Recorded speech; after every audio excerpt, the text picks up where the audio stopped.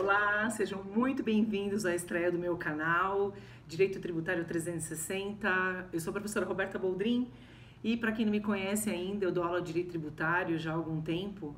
Esse ano está completando 11 anos de magistério, dou aula em curso preparatório. Eu comecei a minha carreira por curso preparatório, dei aula em faculdade e agora eu concentro as minhas aulas em curso preparatório para a primeira e segunda fase da OAB e em alguns concursos públicos também, carreiras jurídicas e carreiras fiscais. Sou autora pelas editoras Saraiva e RT em obras específicas para concurso público. Então faz um tempinho que eu trabalho olhando provas, analisando provas. Eu trabalhei, tive a oportunidade de ser funcionária no Damásio Educacional, na época que o professor Damásio ainda era vivo, e naquele momento eu fui convidada para ser coordenadora pedagógica dos cursos. Então eu fazia toda a parte de elaboração dos cursos, depois da leitura do edital. Era um trabalho bastante minucioso junto com uma equipe pedagógica que era gigantesca, e a gente preparava o concurso público mesmo, pensando em carga horária, em material, pensando na necessidade do aluno à distância, o aluno do presencial, aquele aluno que necessita de mais contato aproximado. E o objetivo desse canal é esse, que nesse momento, né, do coronavírus, a gente está um pouco afastado das pessoas, né? Mais do que nós já estávamos, a gente acabou se afastando por uma questão profilática, uma questão médica. E por isso eu resolvi abrir o canal. Já era um objetivo meu, mas acho que eu precisei desse start mesmo. E aí a questão é que eu queria aproximar os alunos de mim, ou então as pessoas que gostariam de me conhecer, que não poderiam ir para o curso. Enfim, hoje eu trabalho para o meu curso, que foi fundado pelo Darlan Barroso, Malu e Marco Antônio, esses três gênios que fundaram um ensino extremamente tecnológico. Então eu sou bastante tecnológica lá no curso, que aqui em casa eu não sou nada tecnológica, que o meu marido bem teve que fazer todos os negócios aqui para mim para ver se dava certo, viu? Então, sejam muito bem-vindos ao meu canal. A gente vai ter muita oportunidade de falar sobre questões de concursos, nós vamos falar sobre provas da OAB, prova de outros concursos públicos. A gente vai ter oportunidade de comentar como que cai o direito tributário, como o direito tributário é exigido. O objetivo de hoje, conforme eu tinha publicado lá no meu Instagram, é falar sobre as teses tributárias, teses que podem, ou aquelas que mais podem aparecer na prova de segunda fase. Nesse momento que eu estou longe dos meus alunos, porque a gente não tem mais esse contato tão aproximado em função do coronavírus, a gente tem o objetivo hoje de falar a respeito de como a gente desenvolve teses, como que a gente localiza teses, como que a gente desenvolve. E você vai precisar de um material, tipo aquelas lives que fala de coisa de artesanato. O material é uma ficha pautada. Essa ficha pautada vende em papelarias, mas se você quiser, você pode adquirir pela internet. A Calunga faz a venda, umas outras lojas também, Haikai, fazem venda dessas fichas. Até uma aluna me mandou um lugar sensacional que eu tive uma ideia, não vou falar agora, mas é um negócio de uma ficha colorida, que eu sou enlouquecida por isso. Por que ficha? Muito concurseiro estuda com ficha. Eu aprendi essa técnica quando eu também estava na segunda fase de tributário, e o professor lá nos ensinou a fazer essas fichas pautadas. E aí, essa ficha pautada é uma ficha para memorização, que a gente acaba chamando de ficha mnemônica. É uma ficha para memorização. Quando você for comprar, não procure por ficha mnemônica, procure por ficha pautada, que é a ficha que tua mãe, lá, o seu pai, as pessoas da sua família, né, que já não são tão jovens assim, usavam para marcar algumas coisas, para deixar algumas coisas organizadas na casa ou no escritório. Então, uma ficha que tem em qualquer papelaria. Se você não puder sair de casa para comprar, pede que chega para você. Se Deus quiser, chega, né? Então, nesse momento do coronavírus, a gente vai falar a respeito de algumas coisas que podem nos aproximar. Aí eu quero pedir uma coisa para você. Dá um like aí no vídeo. Se você não gostar também, dá dislike. Não tem problema, porque a gente tem que melhorar. É a primeira vez, é tudo muito caseiro ainda. E aí eu queria que você colocasse nos comentários sugestões de temas que você quer que eu trate aqui.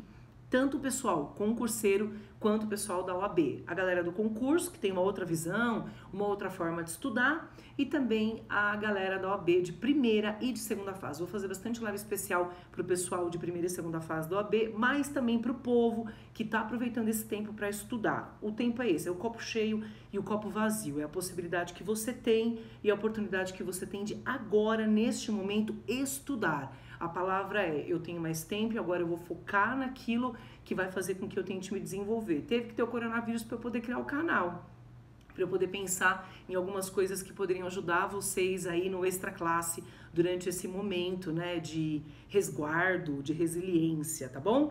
Então é isso. Bom, a respeito das teses tributárias e como que a gente organiza isso em fichas, né? Eu faço uma organização da seguinte forma. Por exemplo, esta daqui é uma ficha minha, a minha fichinha de ICMS. Nessa ficha de ICMS, que naturalmente está virada aí para vocês, o que que eu faço? Se eu vou tratar de um imposto, vamos pensar, eu preciso tratar do imposto da seguinte forma, pensando nas bases constitucionais e nas bases legais desse imposto.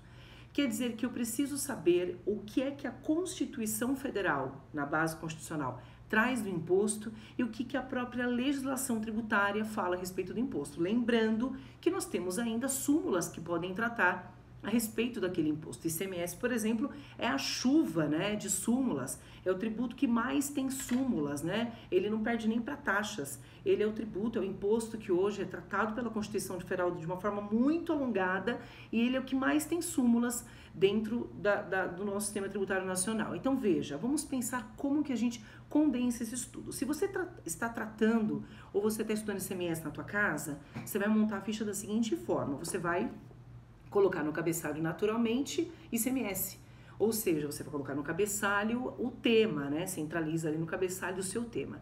Aí você vai colocar as bases legais e bases constitucionais. No nosso caso, no ICMS, a base constitucional é o artigo 155, inciso 2 da Constituição Federal. E uma das bases legais que nós temos é a Lei Complementar 87 de 96, que regula também o ICMS. Mas aí vai a dica e o pulo do gato. Vamos pensar. A base constitucional e a base legal vão fazer com que você acerte se existe fato gerador de tributo. Por isso tem que estar muito claro para você. O fato gerador, uma das bases econômicas do ICMS, é a circulação de mercadorias. Mas nós temos mais 5 outras bases. A gente tem outras bases econômicas do ICMS, que é o imposto que incide, por exemplo, sobre o serviço de telecomunicações, quando prestado na modalidade na modalidade onerosa, livre, né? Não gratuita. Então veja você que eu preciso pensar exatamente como a Constituição tratou esse tributo, ou seja, como que ela reservou a competência, como a lei complementar fez isso, em que artigos a lei complementar fez isso também. Vamos pensar. Nós temos aqui como base econômica ou bases econômicas o artigo 1552 da Constituição Federal, mas o ICMS também é tratado entre os parágrafos 2º a 5º. Então, lá no 55, inciso 2, a gente tem um aspecto material. E o parágrafo 2º ao 5º da Constituição Federal vai trazer todos os aspectos mais importantes, relevantes, inclusive as imunidades de ICMS, as imunidades específicas aplicadas a este imposto. Olha que interessante. Então, além da Constituição Federal, eu tenho como base legal a Lei Complementar 8796, que a gente chama de Lei Candir. Eu coloquei na minha ficha ICMS, depois bases legais 1552 da CF, parágrafo 2º a 5º, mais Lei Complementar 8796, em especial artigo 1º da Lei Complementar 8796, que simplesmente é alinhado, né, completamente alinhado com o texto constitucional no inciso 2 do artigo 155. E coloquei os aspectos materiais. O mesmo você vai fazer, por exemplo, com o IPTU. Você vai indicar onde a Constituição Federal, qual artigo a Constituição Federal trata o IPTU e o Código Tributário Nacional, e depois você vai falar sobre as bases ou as bases econômicas daquele tributo ou bases materiais daquele tributo. Vamos pensar, o imposto, o tributo em si, tem bases legais, bases constitucionais, tratamento por súmula vinculante, súmulas do STF não vinculantes e súmulas do STJ.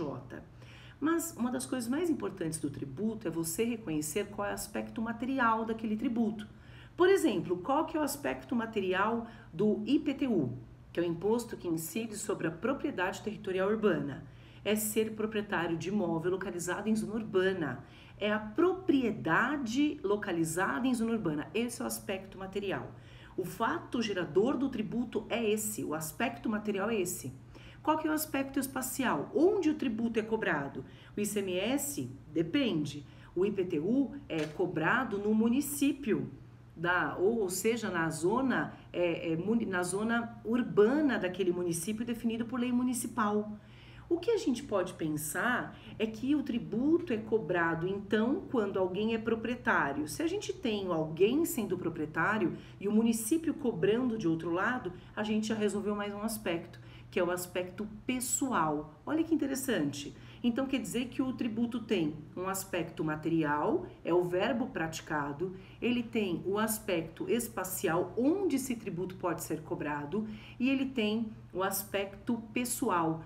A gente tem a definição do sujeito ativo e do sujeito passivo da obrigação tributária. Sujeito ativo da obrigação tributária é o município, porque o próprio texto constitucional desenhou e deu à Constituição, deu à instituição a competência para os municípios, mediante lei, instituírem IPTU. E como sujeito passivo, eu tenho o contribuinte, aquele que é o proprietário, sujeito ativo e sujeito passivo, portanto, fazem parte do aspecto pessoal da regra matriz de incidência tributária, que vai solucionar mais um outro dilema para você, que é a alíquota e a base de cálculo.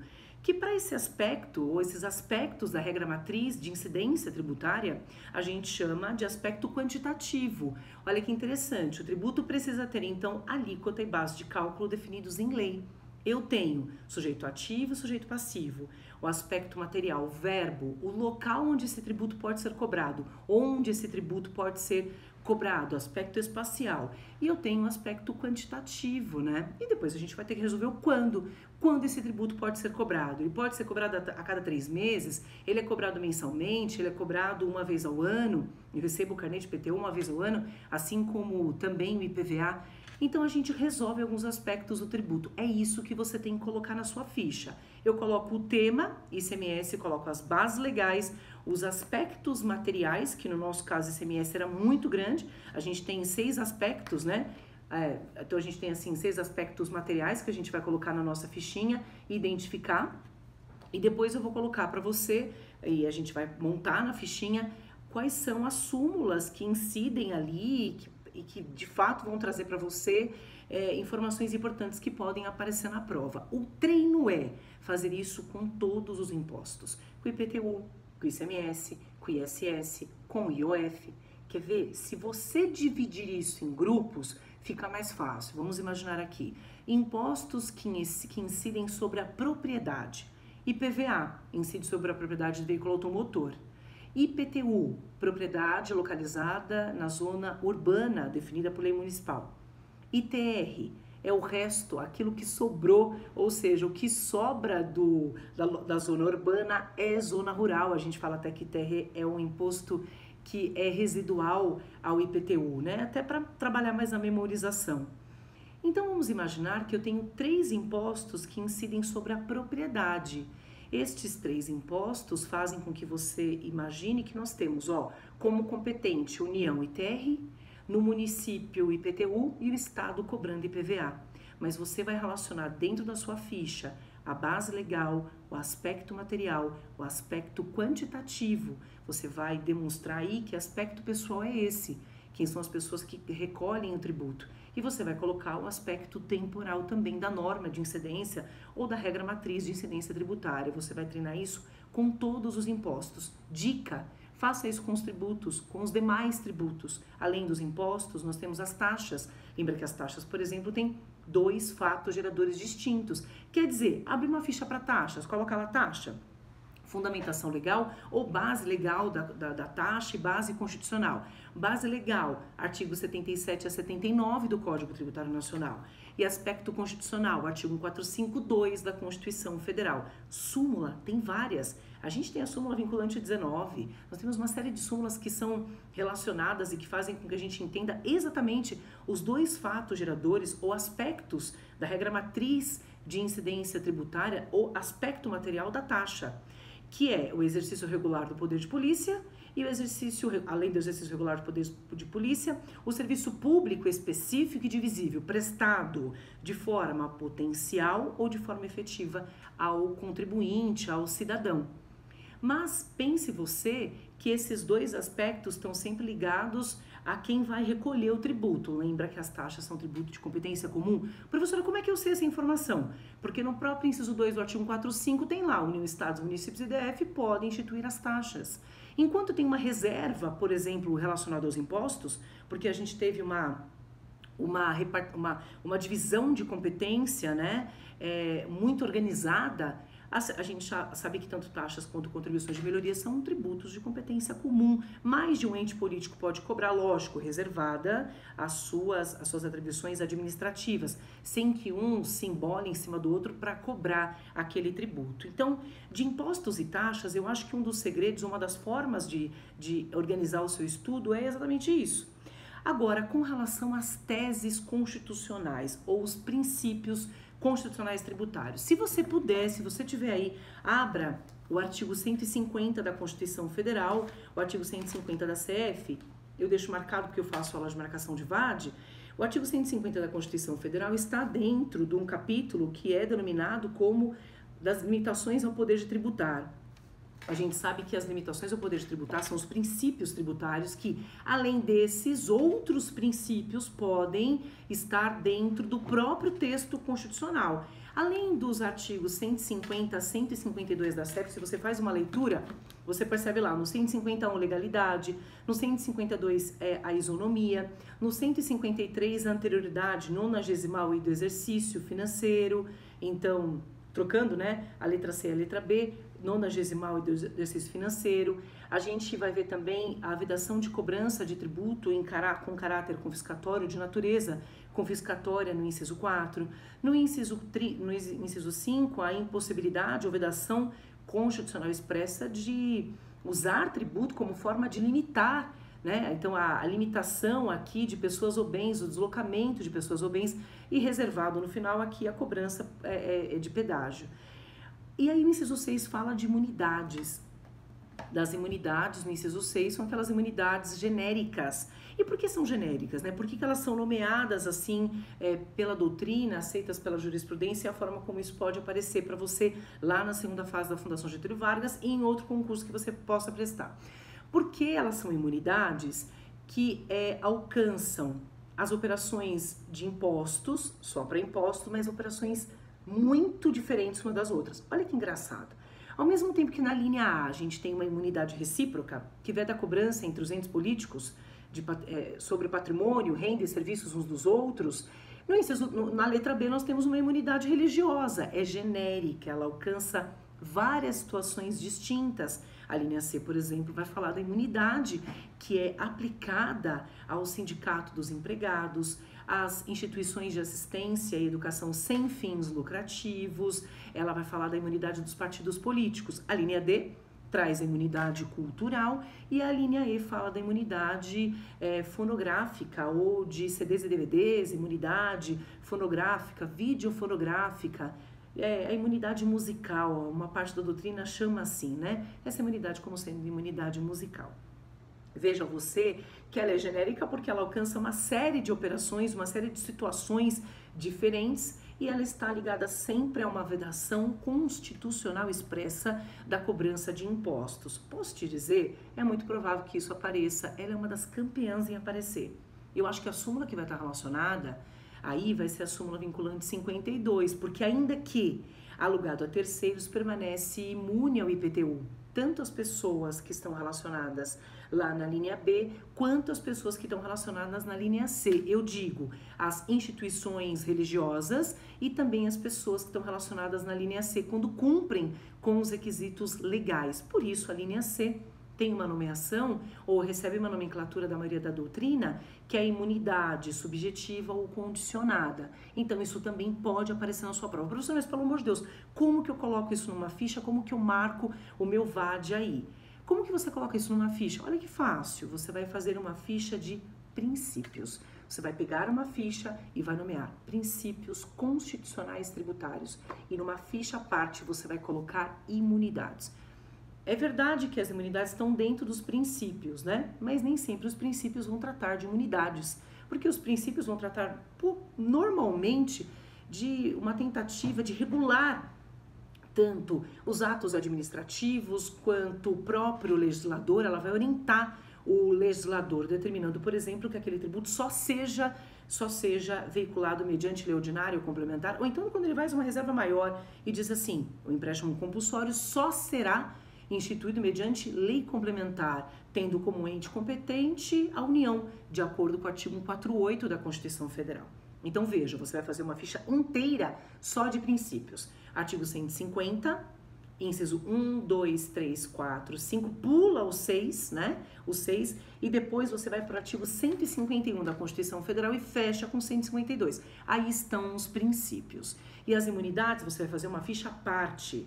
Imunidades, então, as genéricas, porque elas são estipuladas, elas alcançam várias operações distintas, elas vedam expressamente o pagamento de impostos, e você vai falar sobre, dentro da sua fichinha, imunidade da linha A, recíproca, a linha B, a religiosa, a linha C, imunidade subjetiva condicionada, a linha D, imunidade cultural, e coloque aí qual é o entendimento jurisprudencial a respeito da imunidade cultural, que já entendeu, por exemplo, que o e-book é imune, que os livros, revistas, jornais e papéis destinados à impressão, que era aquela condição lá do legislador originário, constitucional originário, a gente teve um alargamento desse entendimento, né?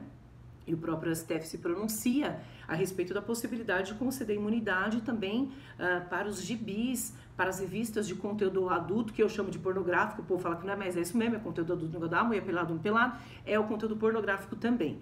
E a imunidade alcança toda a produção que, ainda que seja uma produção estrangeira, uma produção não traduzida para a língua portuguesa, não há problema nenhum, a gente tem o alcance da imunidade. Eu acho que a lição de casa para essa semana vai ser você fazer a ficha dos impostos, fazer a ficha dos princípios constitucionais tributários, mas os arrolados, eu quero agora nesse momento, aqueles arrolados entre os artigos 150 a 152, tire o inciso 6, que fala das imunidades, dá uma olhada no teu VAD, tire o inciso 6, porque nós temos as imunidades genéricas, e aí eu queria que primeiro você tratasse isso, que você se organizasse desta forma. Lembra então que para os impostos você vai sempre colocar o nome do imposto, a base constitucional, a base legal, o aspecto material dele e as súmulas. Professor, mas como é que eu consigo ver as súmulas todas, né? No VAD que a gente tem, que a gente usa, a gente tem esse VADMECUM aqui, ó, que a gente usa, que é da Saraiva, nós montamos um índice remissivo em ordem alfabética. Mas os VADs que não têm índice remissivo em ordem alfabética, logo abaixo do tributo, então vou pegar um exemplo, tá? Eu sei porque eu ando por aí, olho tudo quanto é VAD, tudo quanto é editora, eu fico sempre pesquisando o que tem nos VAD pra eu copiar, pra ver se é bom, pra eu melhorar, falar, não gostei disso aqui, vou melhorar o meu. Eu sempre faço isso, eu fico copiando, olhando as coisas boas, coisas que faz bem pra vida. Então, ó, por exemplo, vou pegar uma situação aqui. Eu vou pegar a situação do artigo 156, então lá na competência dos municípios, tá? Compete aos municípios, inciso 1, a cobrança de IPTU. Você vai perceber que a maioria dos VADs já vai mandar você para os artigos 32 a 34 do Código Tributário Nacional. Ou o inverso, do 32 ao 34, que ele trata de IPTU, ele vai mandar você voltar lá para um 561 da Constituição Federal. E aí você vai perceber que as súmulas estão sempre no meio dessas remissões. A gente faz, quando está organizando o VAD, a remissão de súmulas. Se você não tem um VAD que não tem esse índice, porque no nosso caso a gente tem esse índice aqui, por ordem alfabética, então tem lá súmula do STF 539, 583, 589, 668, a súmula vinculante 52, do STJ 160, 397, 399, 614, 626, embaixo dos artigos você vai perceber que os autores colocaram a súmula. Ah, se não colocou a súmula, Deus me livre. Nossa Senhora Aparecida, o teu VAD provavelmente não presta muito não. Mas tem que ter, porque eu coloco lá, ó, debaixo do artigo 32 do Código Tributário Nacional, por exemplo, eu faço a remissão das súmulas mais importantes, súmula 339 e 614 da STJ, porque eu tô falando do aspecto material e eu preciso do suporte dessas súmulas, tá? A ficha vai fazer com que você tenha o suporte das súmulas em mãos. Então, por exemplo, ó, eu deixei aqui destacada uma marcação que eu fiz de TBI, e uma das coisas que eu coloquei foi abrir dentro da minha ficha imunidade de TBI. Professor, mas como é que eu sei disso? Porque dentro da própria leitura do artigo, dentro da própria leitura de TBI, que eu chamo rabo do artigo, no parágrafo 2º, inciso 1 da Constituição Federal, do artigo 156, eu tenho lá a imunidade de TBI diante de algumas operações e transmissões. Isso vai fazer com que você entenda o que é incidência e o que é não incidência de tributo. Incide tributo quando é praticado o fator gerador. A não incidência pode ser, por exemplo, a imunidade, que veda expressamente a cobrança daquele imposto.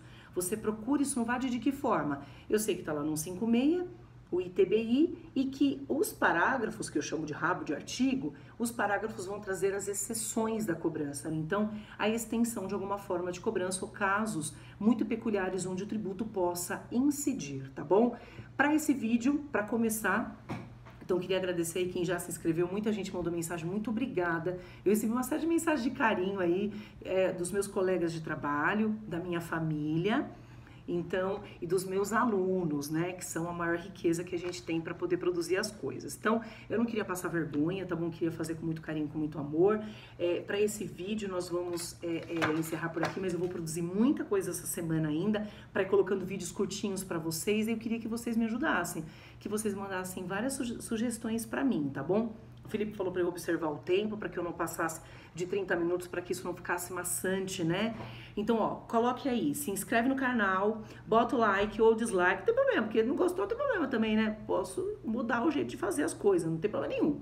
Só não xinga, tá? Só não xinga a minha mãe, a Márcia, a dona Márcia. E aí, outra coisa que o Felipe falou pra eu falar, fala pra eles botar também o negócio do sinalzinho, porque todos os vídeos que eu fizer, você recebe aí. Eu tenho da Nestlé, eu tenho do Fapteruel, que eu escuto todo dia, eu tenho do curso também, do meu curso, porque sempre que aparece uma aula lá, eu fico olhando para olhar o povo lá, como é que faz as aulas, que eu gosto de ver meus colegas dando aula. Eu tenho, do que mais? Ah, eu tenho vídeo de coisa de flamenco, eu boto tudo no sinalzinho, assim, pra, quando aparece um vídeo novo. Ah, tem de um coral que eu gosto lá, que fica em Los Angeles, quando eles botam um negócio novo assim, eu gosto de assistir. Então, bota lá o negócio do sininho, tá bom? Para que vocês tenham sempre a possibilidade de acessar os meus vídeos e mandarem todas as sugestões do mundo que vocês quiserem. Eu faço total questão.